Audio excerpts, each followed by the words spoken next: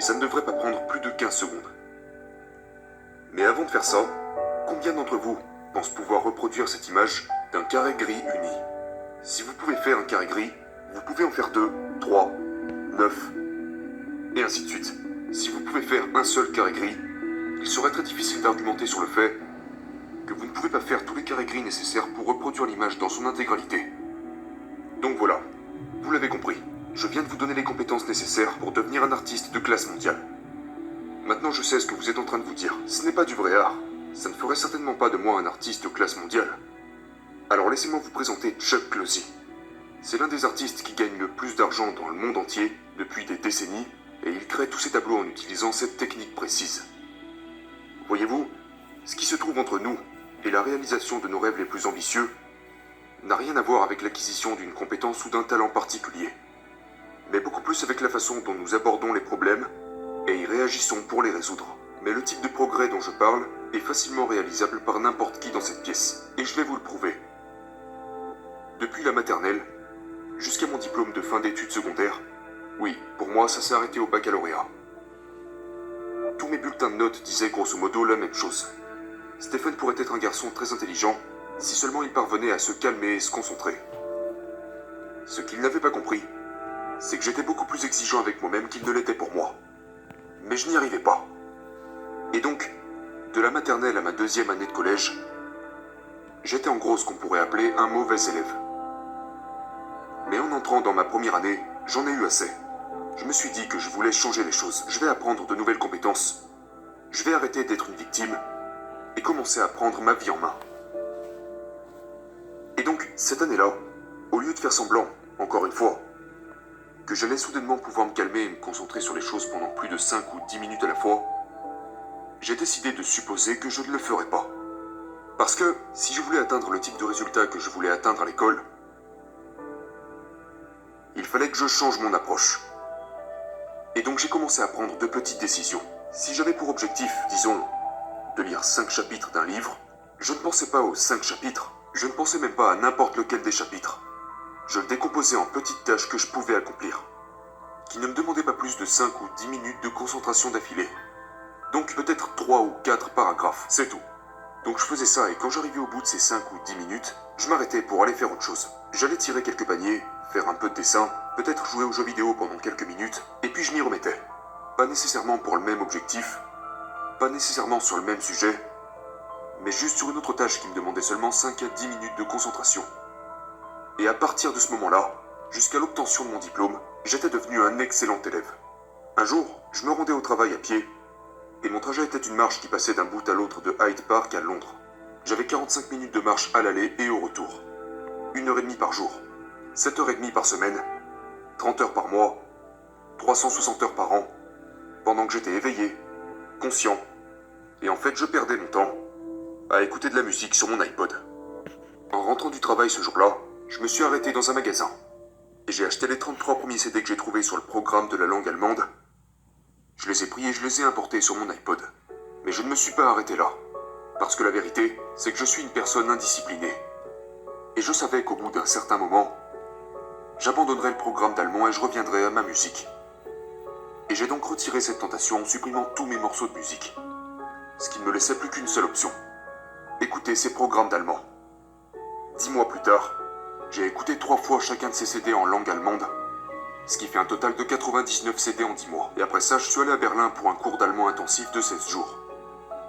Quand j'ai eu terminé, j'ai invité ma femme et mes enfants à me rejoindre. Et nous nous sommes promenés dans la ville. J'ai parlé allemand aux Allemands, ils me répondaient en allemand. Mes enfants étaient époustouflés. Je veux dire qu'ils étaient là, bouche bée. Mais vous et moi, nous savons qu'il n'y a rien d'incroyable dans ce que je venais de faire. J'ai juste ajouté cette petite compétence à ma routine quotidienne. Cette petite compétence dans ma progression. Et maintenant, j'arrive plutôt bien à parler l'allemand. Et donc à ce moment-là, je me suis dit, ce n'est pas censé être aussi facile pour un gars comme moi, je veux dire pour un vieux gars comme moi d'apprendre une nouvelle langue, parce qu'on est censé faire ça quand on est enfant. Et pourtant, je l'avais fait. Alors quels sont les autres objectifs ambitieux auxquels je me suis accroché, en attendant la retraite, que je pourrais potentiellement atteindre, si je ne faisais qu'ajouter une nouvelle compétence dans ma routine quotidienne? Eh bien, je vais vous le dire. J'ai obtenu ma licence de course automobile. j'ai appris à piloter un hélicoptère, à faire de l'escalade, du parachutisme. J'ai appris à faire de la voltige aérienne en avion. Si vous êtes comme moi, en 2007, vous aviez peut-être le même objectif que moi. Je revenais tout juste de Londres. J'avais environ 10 kilos en trop, je n'étais pas en forme, et je voulais changer cela. Si j'avais suivi le parcours typique, vous savez, j'aurais payé un abonnement à une salle de sport où je ne serais jamais allé. Donc au lieu de ça, j'ai choisi de me jurer à moi-même que je ne mangerai plus jamais ces certains aliments qui m'ont mis dans cette situation. Et je savais qu'en suivant cette voie, on obtient rarement les résultats escomptés. J'ai donc décidé de prendre ma vie en main. Et j'ai pensé, est-ce que je pourrais juste apprendre quelque chose de ses habitudes et de ses passions pour qu'elles travaillent en ma faveur plutôt qu'en ma défaveur? Et c'est ce que j'ai fait. Je me suis rendu compte que j'avais l'habitude de marcher 1h30 par jour depuis plus de 7 ans. Et que j'ai cette passion pour le fait d'être en plein air. Du coup, cette année-là, je n'ai pas vraiment pris la résolution de perdre 10 kilos. J'ai pris la résolution de parcourir les 33 sentiers de montagne dans l'avant-pays de Santa Barbara. Et je n'avais jamais fait de randonnée de ma vie.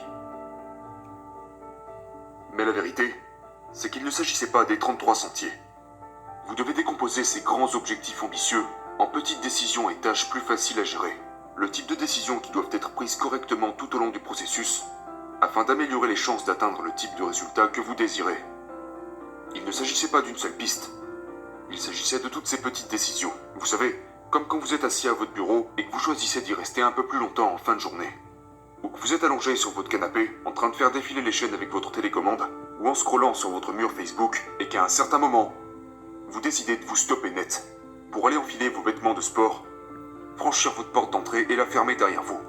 Vous marchez jusqu'à votre voiture, vous montez à l'intérieur, vous conduisez jusqu'au point de départ de la piste, puis vous sortez de votre voiture au départ de la ligne de course, et vous faites un pas, 2 pas, 3 pas. Chacune des étapes que je viens de décrire sont ces petites décisions qui doivent être prises correctement en cours de route, afin d'atteindre le résultat final. Maintenant, quand je dis que je veux faire 33 randonnées dans l'avant-pays, je veux dire les gens attendent souvent le bon moment pour prendre une décision. Ce n'est pas ce qu'on devrait faire. Parce que si vous ne prenez pas la bonne décision quand vous n'êtes pas en forme, aucune bonne décision ne pourra être prise quand tout se passera bien. Donc cette année, j'ai parcouru ces 33 sentiers de l'avant-pays. Je les ai fait 1 à 2 fois chacun. J'en ai même fait quelques-uns dans les montagnes. J'ai perdu 10 kilos, et j'ai même terminé l'année en beauté en faisant le semi-marathon le plus difficile au monde. Le Bear to Peak. Puis en 2009, je suis devenu très ambitieux. Ambitieux pour un gars qui, encore à ce jour, n'arrive toujours pas à se poser et se concentrer sur quoi que ce soit pendant plus de 5 ou 10 minutes d'affilée. Je me suis lancé le défi de lire 50 livres. Mais encore une fois, il ne s'agit pas de lire 50 livres. Il ne s'agit même pas de lire un livre. Il ne s'agit pas de lire un chapitre, un paragraphe, une phrase. Il s'agit de cette décision quand vous êtes assis à votre bureau en fin de journée, ou quand vous êtes allongé sur votre canapé, ou quand vous faites défiler votre fil d'actualité Facebook et que vous décidez soudainement de poser le téléphone. Vous prenez un livre et vous lisez un mot. Parce que si vous lisez un mot, vous allez lire 2 mots, 3 mots. Vous allez lire une phrase, un paragraphe, une page, un chapitre, un livre. Vous lirez 10 livres, 30 livres, 50 livres. En 2012, je suis devenu encore plus ambitieux. J'avais pris 24 résolutions pour la nouvelle année. 12 d'entre elles étaient ce que j'appelle des résolutions de dons, où je faisais 12 choses charitables qui n'impliquent pas de faire un chèque.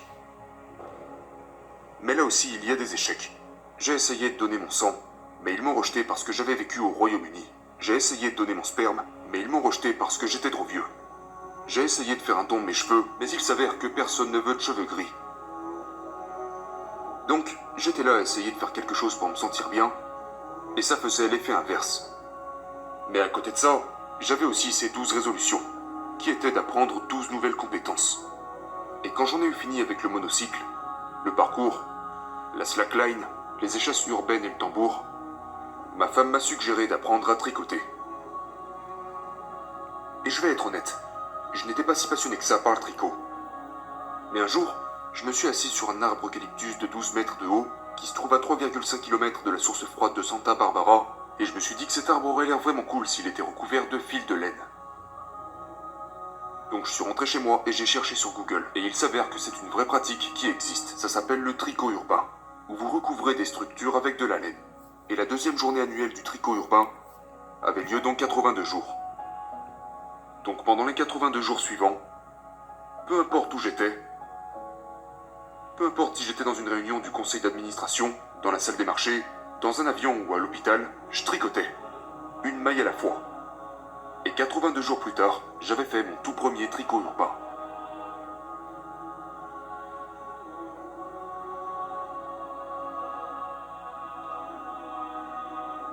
Et le résultat m'avait tellement étonné que j'ai continué. J'ai continué avec des projets plus grands et plus ambitieux qui nécessitaient plus de compétences. Et en 2014, je me suis fixé pour objectif de recouvrir 6 blocs rocheux massifs dans la forêt nationale de Los Padres, au sommet des montagnes. Mais si je voulais y arriver, j'avais besoin d'aide. Et à ce moment-là, j'avais quelques milliers de followers sur les réseaux sociaux, sous le pseudo Le Tricoteur Urbain. Et donc j'ai commencé à recevoir des colis. Beaucoup de colis. 388 contributeurs provenant de 36 pays différents. En fin de compte, je n'ai pas recouvert 6 gros rochers. J'en ai recouvert 18.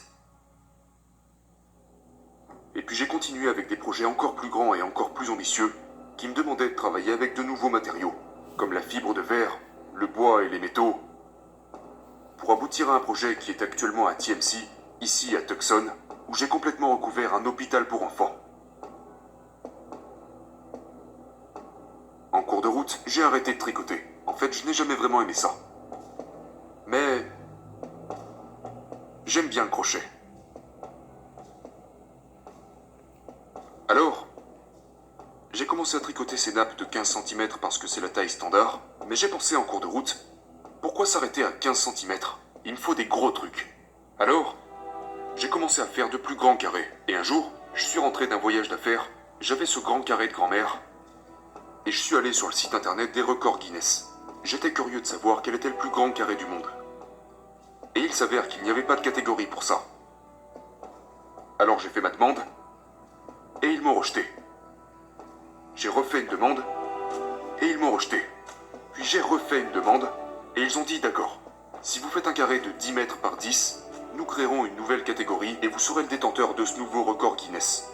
Donc, au cours des 2 années, 7 mois et 17 jours qui ont suivi, une maille à la fois, j'ai finalement atteint plus d'un demi-million de mailles assemblées entre elles, incorporant plus de 50 km de fil, et je suis désormais le détenteur officiel du record du monde Guinness pour le plus grand carré granit crocheté.